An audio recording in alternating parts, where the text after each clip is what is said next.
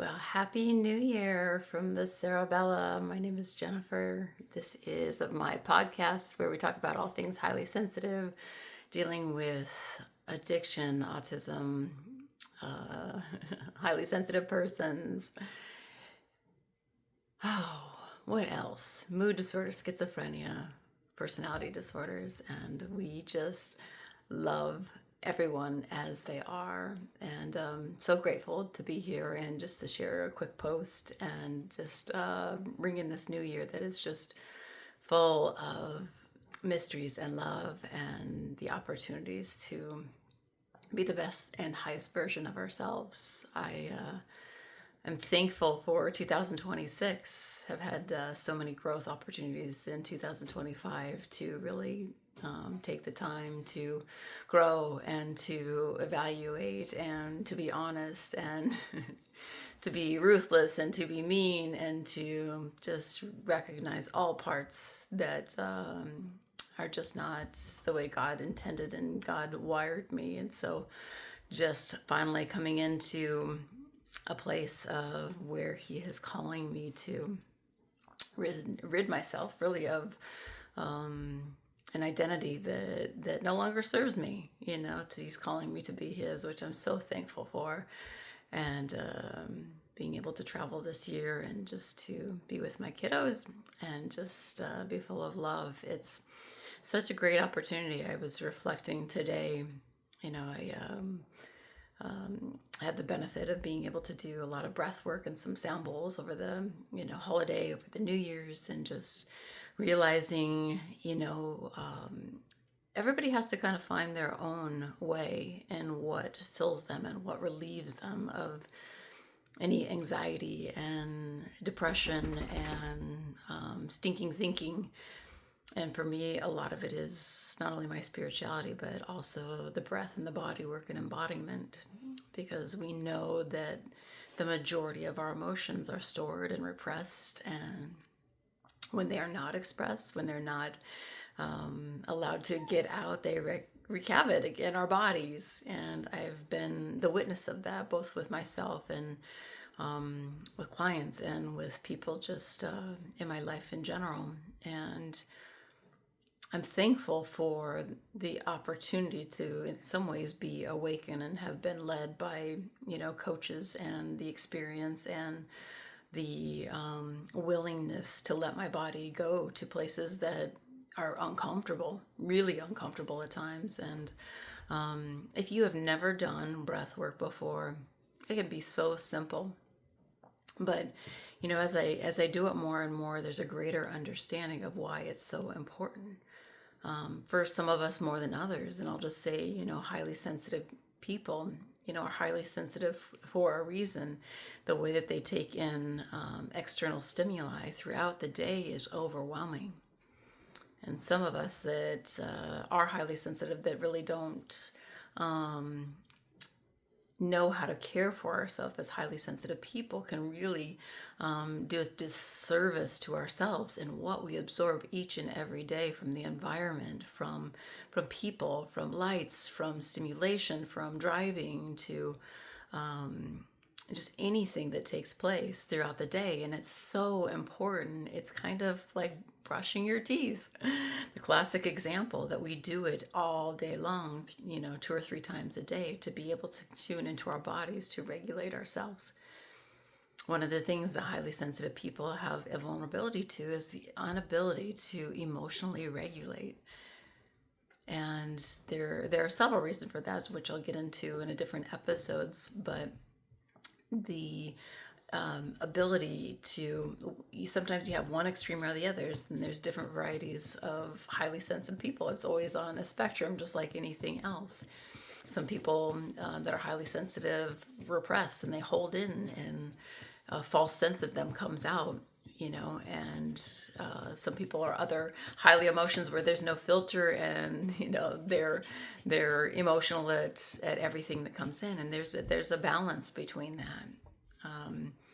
being able to show emotions, but also be able to regulate and to, as a service to ourselves, tune into those emotions, and being able to do through breath work to release the energies that are usually come up. You know, we create a story for everything that comes into our head that feels emotional, that feels hurtful. And part of that is sometimes those fragmented parts or the inner child.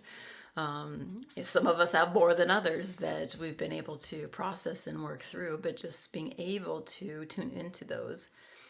And in my breathwork session today, had such an epiphany. You know, as I love the inner child work, I love watching people tune into their children, but not allowing them to stay there in the story.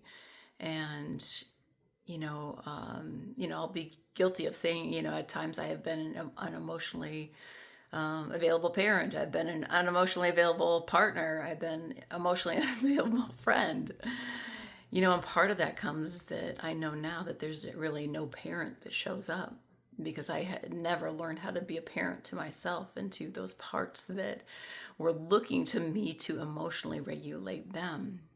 Instead, I hopped down to the level and dropped down into whatever part, and I enmeshed. I commingled with them, and some say there was no separation. And so the beauty of doing breath work is allowing some of those stored energies to move out, but also being able to, as the God of our Father, Holy Spirit, Jesus, the family of all beings, that we have the opportunity to tune into that as they parent us, as they discipline us, as we search for the truth and the reality of where things are.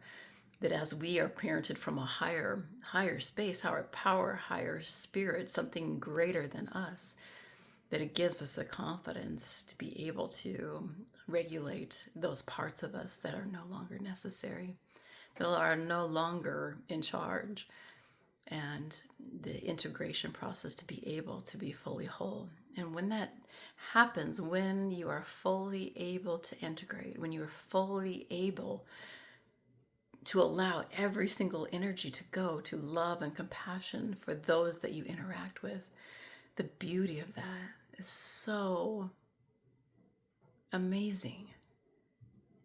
And it's possible.